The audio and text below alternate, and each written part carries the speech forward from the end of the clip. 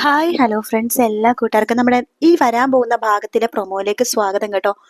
അങ്ങനെ ശ്രുതിയാണെന്നുണ്ടെങ്കിൽ എങ്ങനെയെങ്കിലൊക്കെ ശ്യാമിനെ കൊണ്ട് തന്നെ സത്യങ്ങൾ പറയിക്കാൻ വേണ്ടിയിട്ടുള്ള തത്രപ്പാടിലാണ് കേട്ടോ. അതിനു വേണ്ടി ഒരാള് ഇന്നത്തെ എപ്പിസോഡിൽ കാണിച്ചത് ഒരാളടുത്ത് പറയുന്നുണ്ടെങ്കിൽ ഒപ്പിന്റെ കാര്യമൊക്കെ ഇങ്ങനെ പറയുന്ന കാര്യം മനഃപൂർവ്വം ശ്യാമിനെ കേൾപ്പിക്കാൻ വേണ്ടി തന്നെയാണ് പറയണത്. അപ്പൊ ശ്യാം തെറ്റിദ്ധരിക്കുമല്ലോ, ഓ അശ്വിനെ സ്നേഹിക്കല്ല അവള്, അശ്വിന്റെ സ്വത്തുക്കളാണ് സ്നേഹിക്കണേന്ന് മനസ്സിലാവുമല്ലോ ശ്യാമിന്. അതിനു വേണ്ടിയാണ് ശ്രുതി അങ്ങനെയൊക്കെ ചെയ്യണത്.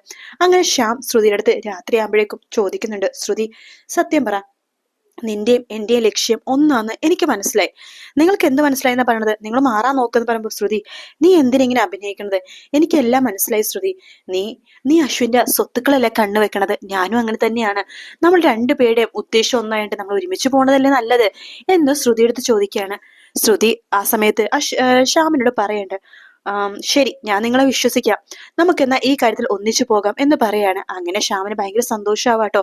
അങ്ങനെ ശ്രുതിയാണെങ്കിൽ ശ്യാമിന്റെ കൂടെ ചേരുന്നത് എനിക്കൊക്കെ അറിയാട്ടെ എല്ലാ കാര്യങ്ങളും. അപ്പൊ എനിക്ക് പറയുന്നുണ്ട്, നീ ശ്യാമിന് ഒരിക്കലും സംശയം വരുത്താത്ത രീതിയിൽ വേണം എല്ലാ കാര്യങ്ങളും ചെയ്യാനെന്ന് പറയാണ്. അതനുസരിച്ച് ശ്രുതി ശ്യാമിന് ഒട്ടും സംശയമില്ലാത്ത തരത്തിൽ തന്നെയാണ് എല്ലാം ചെയ്യുന്നത് കേട്ടോ. ശ്യാമായിട്ട് കൂടുതൽ അടുക്കാണ് ശ്രുതി. ഇതെല്ലാം തന്നെ മനോരമ കാണുമ്പോൾ ഇവർ രണ്ടുപേരും തെറ്റിദ്ധരിക്കുകയാണ്. ഓഹോ, അപ്പൊ ശ്രുതിയും ശ്യാമും തമ്മിൽ അവിഹിതമാണ്, ഇവർ രണ്ടുപേരും മനഃപൂർവ്വം അപ്പോ കുഞ്ഞിനെ മാറ്റിയതായിരിക്കും. വരട്ടെ, കാര്യങ്ങൾ എവിടെയും വരെ പോകുന്ന നോക്കാം എന്ന് മനോരമയും വിചാരിക്കുകയാണ്. അങ്ങനെ ശ്യാമിന്റെ കൂടെ തന്നെ ശ്രുതി എല്ലായിടത്തും നടക്കുന്നുണ്ട്. അശ്വിന്റെ സ്വത്തുക്കളൊക്കെ തട്ടിയെടുക്കുന്ന രീതിയിലേക്ക് പലയിടത്തും പോകുന്നുണ്ട് ശ്യാമിനോട്. അങ്ങനെ ശ്രുതിക്ക് കറക്റ്റ് ആയിട്ട് മനസ്സിലാവാണ് ഇതിന്റെ പിന്നിൽ ശ്യാമാണെന്നുള്ള കാര്യം.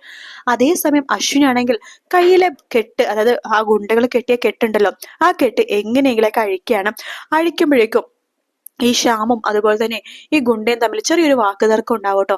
നീയൊക്കെ എന്തിനാണ് ഇവിടെ പണിയെടുക്കണത്, പണിക്കും കൊള്ളില്ല ഒന്നിനും കൊള്ളില്ല എന്നൊക്കെ പറഞ്ഞിട്ട് അയാളെ ഫോൺ മേടിച്ച് ശ്യാം ഇങ്ങനെ വലിച്ചെറിയുന്നുണ്ട്. ഈ വലിച്ചെറിയുന്ന ഫോൺ വന്ന് വീഴുന്നത് അശ്വിന്റെ അടുത്തേക്കാട്ടോ. അശ്വിൻ വേഗം തന്നെ ആ ഫോൺ എടുത്തിട്ട് ഒന്നും അറിയാത്ത പോലെ അവിടെ മയങ്ങി കിടക്കുവാണ്. ആ ഗുണ്ട വന്ന് അവിടെ തപ്പുന്നുണ്ടെങ്കിലും ഫോൺ കാണുന്നില്ല, കാരണം അശ്വിൻ ആ ഫോൺ ഒളിപ്പിച്ച് വെച്ചേക്കാട്ടോ. അങ്ങനെ അയാൾ പോയി കഴിയുമ്പോഴേക്കും അശ്വിൻ വേഗം ആ ഫോൺ എടുത്ത് ശ്രുതിയുടെ നമ്പറിലേക്കാണ് ഡയൽ ചെയ്യുന്നത്. ശ്രുതി എടുത്ത് ഹലോ എന്ന് പറയുമ്പോഴേക്കും Shruti, hello Ashwin sir, Ashwin sir, ഇത് എങ്ങനെയാ വിളിക്കണത്, എവിടെന്നാ വിളിക്കണത്? ശ്രുതി, എനിക്ക് സംസാരിക്കാൻ സമയമൊന്നുമില്ല സർ, സാർ എവിടെയാ സാർ ഉള്ളതെന്ന് ചോദിക്കുമ്പോൾ എനിക്ക് ഈ സ്ഥലമൊന്നും അറിയില്ല ശ്രുതി എന്ന് പറയണം. ശ്രുതി പറയുന്നുണ്ട്. അപ്പോഴേക്കും ശ്രുതി ചോദിക്കുന്നുണ്ട്, അവിടെ എന്തെങ്കിലുമൊക്കെ ഒരു അടയാളം പറയേ സർ, ഞാൻ നോക്കാം എന്നൊക്കെ പറയാട്ടോ. അപ്പൊ അപ്പോഴേക്കും അവിടെ ഒരു പള്ളിമണി പോലത്തെ ഒരു ഒച്ച കേൾക്കുന്നത്, പള്ളിയാണോ അമ്പലമാണെന്ന് അറിയില്ല, ഒരു മണിനാഥം കേൾക്കുമ്പോൾ അശ്വിൻ പറയണ്ട്, ശ്രുതി ഇവിടെ ഒരു ബെല്ലിന്റെ ഒച്ച കേൾക്കുന്നുണ്ടെന്ന് പറയാണ്. ബെല്ലിന്റെ ഒച്ചയോ? അപ്പൊ സാറിന് ഇട്ടിരിക്കുന്നത് എവിടെയെങ്കിലും അമ്പലത്തിനോ അല്ലെങ്കിൽ പള്ളിയുടെയോ ഏതോ തൊട്ടടുത്തുള്ള ബിൽഡിങ്ങിലാണ്. അപ്പോഴേക്കും ശ്രുതി വീണ്ടും ചോദിക്കട്ടെ, സാർ ഇപ്പോ വേറെന്തെങ്കിലുമൊക്കെ ഒന്ന് അടയാളം പറയാൻ പറ്റുമോ എന്ന് ചോദിക്കുമ്പോഴത്തേക്കും ശ്രുതി ഇങ്ങനെ പെട്ടെന്ന് അവിടെ ഒച്ചപ്പാടും ബഹളവും കേൾക്കുമ്പോഴേക്കും അശ്വിൻ ഫോൺ ഇങ്ങനെ ചെവിയിൽ നിന്ന് ഇങ്ങനെ മാറ്റി വെക്കാട്ടോ. ആ സമയത്ത് ശ്രുതി മനസ്സിലെ കാര്യങ്ങളൊക്കെ തുറന്ന് അശ്വിനോട് പറയണം. പക്ഷെ അശ്വിൻ അതൊന്നും തന്നെ കേൾക്കുന്നില്ല. ശ്രുതി പറയണ്ട്, സാർ പേടിക്കൊന്നും വേണ്ട, സാറിന്റെ പിന്നിൽ ഇത് കളിച്ചിരിക്കുന്നത് ആരാന്നുള്ള വ്യക്തമായിട്ടുള്ള വിവരം എനിക്ക് കിട്ടിയിട്ടുണ്ട് സർ. അയാളുടെ ആഗ്രഹത്തിനനുസരിച്ച് സാർ നിൽക്കാത്തോണ്ടാണ് അയാൾ സാറിനെ ഇങ്ങനെയൊക്കെ ചെയ്യണത്. ഇതിന് പിന്നിൽ വേറെ ആരുമില്ല സർ, ആ ശ്യാം സാർ ആണ് എന്ന് ശ്രുതി പറയുന്നുണ്ട്. പക്ഷെ അതൊന്നും തന്നെ അശ്വിൻ കേൾക്കുന്നില്ല, കാരണം അശ്വിൻ ചെവിയിലല്ല ഫോൺ വെച്ചിരിക്കുന്നത്, കയ്യിൽ ഇങ്ങനെ പിടിച്ചിരിക്കുകയാണ്. ശേഷം ആ ഗുണ്ട വീണ്ടും അവിടേക്ക് വന്ന് തപ്പാകുമ്പോഴേക്കും അശ്വിന്റെ ഒന്നെടുത്തപ്പോൾ ഫോൺ കട്ട് ചെയ്തിട്ട് അവിടെ അങ്ങോട്ട് മാറ്റി വെക്കാണ്. ശേഷം അയാളെ ഫോൺ എടുത്തുകൊണ്ട് അവിടെ അങ്ങോട്ടൊക്കെ പോകുന്നുണ്ട് കേട്ടോ. അശ്വിനാണെങ്കിൽ എന്ത് ചെയ്യും, രക്ഷപ്പെടാൻ ഒരു മാർഗ്ഗം ഇല്ലെന്ന് പറഞ്ഞ് ആകെ വിഷമിച്ചിരിക്കുന്ന സമയത്ത് ശ്രുതിയുടെ അടുത്ത് ശ്യാം പറയുന്നുണ്ട്, ശ്രുതി, അഞ്ജലിനെ ഡിവോഴ്സ് ചെയ്യുകയാണെങ്കിൽ നിനക്ക് എന്നെ വിവാഹം കഴിക്കാൻ സാധിക്കോ എന്ന് ശ്രുതിയോട് ചോദിക്കുമ്പോൾ ശ്രുതി പറയുന്നുണ്ട്, നിങ്ങൾ ആദ്യം അഞ്ജലി മേഡത്തിന്റെ വിവാഹം ഒന്ന് ഡിവോഴ്സ് ചെയ്യൂ, അതിനുശേഷം ഞാൻ നിങ്ങളുടെ കൂടെ നിൽക്കാം, ഞാൻ നിങ്ങളെ വിവാഹം കഴിക്കാം, അശ്വിൻ സാരമിന്റെ സ്വത്തുക്കൾ വെച്ച് നമുക്ക് സുഖമായിട്ട് ജീവിക്കാം എന്നൊക്കെ ശ്രുതി വാക്ക് കൊടുക്കാണ് ശ്യാമിന്. ശ്യാമിനാണെങ്കിൽ ഭയങ്കര സന്തോഷമാവാട്ടോ. അതിനിടയിൽ നമ്മുടെ സച്ചിയുടെ അടുത്താണെങ്കിൽ ശ്രുതി കാര്യങ്ങളൊക്കെ പറയുന്നുണ്ട്. ഈ അശ്വിനെ വിളിച്ചിരുന്ന സ്ഥലത്ത് എന്തോ ഒരു ബെല്ലിന്റെ ഒച്ച കേൾക്കുന്നുണ്ടായിരുന്നു, അങ്ങനത്തെ കുറച്ച് അടയാളങ്ങൾ പറഞ്ഞു കൊടുക്കാണ് സച്ചി എടുത്ത് ശ്രുതി. ശരി ശ്രുതി, ഇത്രയെങ്കിലും കിട്ടിയല്ലോ, ശരി നമുക്ക് അന്വേഷിക്കാന്ന് പറഞ്ഞിട്ട് സച്ചി ഇങ്ങനെ അന്വേഷിച്ചു പോകുമ്പോഴേക്കും ആ ഒരു കെട്ടിടം സച്ചിക്ക് മനസ്സിലാവാട്ടോ. അങ്ങനെ അശ്വിൻ അവിടെ നിന്ന് രക്ഷപ്പെടാൻ നോക്കുന്ന സമയത്ത് തന്നെ സച്ചി അവിടേക്ക് എത്തുന്നുണ്ട്. അതായത് അശ്വിന്റെ തലക്കെട്ട് ആ ഗുണ്ട അടിക്കാൻ പോണ സമയത്ത് തന്നെയാണ് സച്ചി അവിടേക്ക് ചാടി വീണ് ഗുണ്ടകളെയൊക്കെ അടിക്കുന്നത്.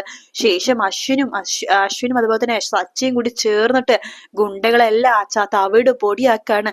അശ്വിൻ പറയുന്നുണ്ട്, നിങ്ങൾ സച്ചിയല്ലേ സർ, സംസാരിച്ചിരിക്കാനൊന്നും സമയമില്ല, നമുക്ക് എത്രയും പെട്ടെന്ന് ഇവിടെ നിന്ന് രക്ഷപ്പെട്ടു പോയേ പറ്റൂ എന്ന് പറയാണ്. അങ്ങനെ അശ്വിൻ സച്ചിയുടെ കയ്യിൽ പിടിക്കുകയാണ്. സച്ചി അശ്വിന്റെ കയ്യിലും പിടിക്കണ്ട്. അങ്ങനെ രണ്ടുപേരും കൂടി ചേർന്നിട്ട് ഗുണ്ടകളെല്ലാം അടിച്ചു തകർക്കുകയാണ്.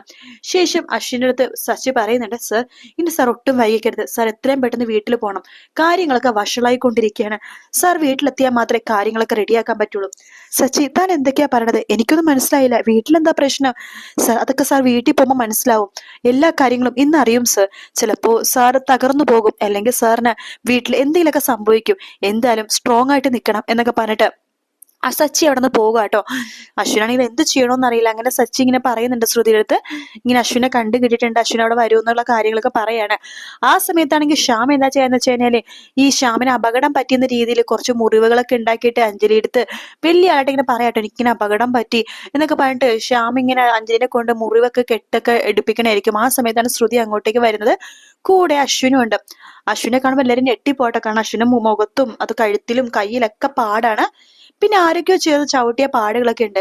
അഞ്ജലി ചോദിക്കുന്നുണ്ട്, ഇതൊക്കെ എന്ത് പറ്റിയതാ കുഞ്ഞ, എന്താ പറ്റിയത് കുഞ്ഞാന്ന് ചോദിക്കുമ്പോ ശ്രുതി പറയണ്ട, അത് വേറൊന്നല്ല, ഇനി മറച്ചു വെച്ചിട്ട് കാര്യമൊന്നുമില്ല, ഞാൻ എല്ലാം പറയാമെന്ന് പറയുമ്പോഴേക്കും മനോരമ പറയണ്ട, വേണ്ട നീ ഒന്നും പറയണ്ട, എന്തായാലും കുഞ്ഞനെത്തിയാലോ, ഇനി സത്യങ്ങളൊക്കെ ഞാൻ തന്നെ പറഞ്ഞോളാം. അഞ്ജലി മോളെ, നമ്മുടെ കുഞ്ഞൻ ശരിക്കും പറഞ്ഞാൽ ലണ്ടനിലേക്കോ സ്വിറ്റ്സർലാൻഡിലേക്കോ ഒന്നല്ല പോയത്, പിന്നെ അവനെ കിഡ്നാപ്പ് ചെയ്തിരിക്കുകയായിരുന്നു ഗുണ്ടകൾ ചേർന്നിട്ട്.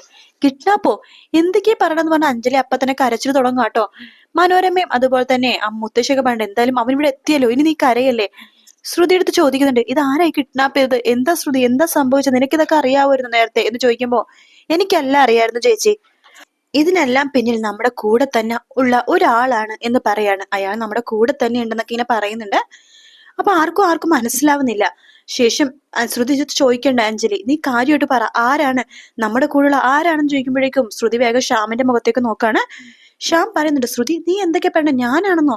അഞ്ജലി ഇവൾ എന്തൊക്കെയാ പറയണത്, ഇവൾക്ക് സ്വയബോധം നഷ്ടപ്പെട്ടോ, ഇവള് എന്താ ഇങ്ങനെ പറയണെന്നൊക്കെ ചോദിക്കുമ്പോ ശ്രുതി പറയണ്ട, വേണ്ട ശ്യാം, നിങ്ങൾ ഇനി അഭിനയിക്കേണ്ട, എന്റെ കയ്യിൽ എല്ലാ തെളിവുണ്ട്, നിങ്ങളാണ് അശ്വിൻ സാറിനെ തട്ടിക്കൊണ്ടു പോയത്. ഓഹോ, എങ്കിൽ നീ തെളിവ് കാണിക്കും, കയ്യിലുള്ള തെളിവ് കാണിക്കും എന്ന് പറയുമ്പോ ശ്രുതി ഫസ്റ്റത്തെ തെളിവായിട്ട് പറയണത് ആ പാസ്പോർട്ടിന്റെ ഇത് മാറ്റിയതാട്ടോ, അതായത് സ്റ്റാമ്പ് ഒട്ടിച്ച കാര്യമാണ് പറയണത്. അത് പറയുമ്പോഴേക്കും ശ്യാം അത് ഇല്ല, ഞാൻ അങ്ങനെ ചെയ്തിട്ടില്ലെന്നൊക്കെ പറയുമ്പോ എനിക്കും സപ്പോർട്ട് ചെയ്യുന്നുണ്ട് ശ്രുതിനെ. അഞ്ജലി ചേച്ചി, ഈ ശ്യാം നേട്ടം പറഞ്ഞതെല്ലാം നുണയാണ്, സത്യങ്ങളൊക്കെ എനിക്കും അറിയാം, ഈ ഇടക്കാണ് ഞാൻ സത്യങ്ങളൊക്കെ മനസ്സിലാക്കിയെന്ന് പറയുമ്പോൾ അഞ്ജലി ആകെ തകർന്നു പോട്ടോ.